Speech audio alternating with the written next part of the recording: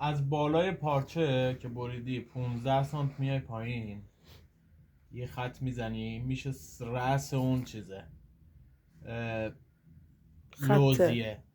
15 تا علامت میزنی، یه 15 تا دیگه میای پایین، یه 15 تا دیگه میای پایین، میشه 3 تا خط لوزیات.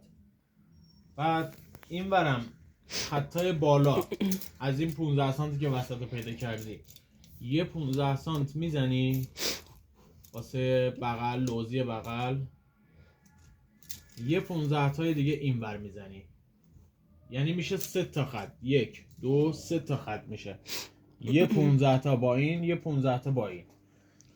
خط پایینیش وسطیش همون 7 و نیمه، یه 7 و نیم میزنی، یه 7 و نیم علامت میزنی، بعد از 7 و نیمه دوباره 15 تا میزنی، این میشه خطی. دوباره 7 و نیم این ور، 15 تا دوباره میای این ور،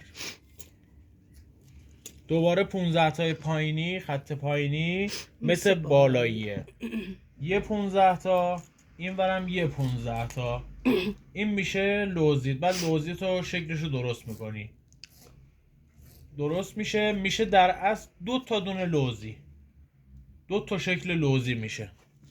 این پشت پارچه یه نفرمون در بیار.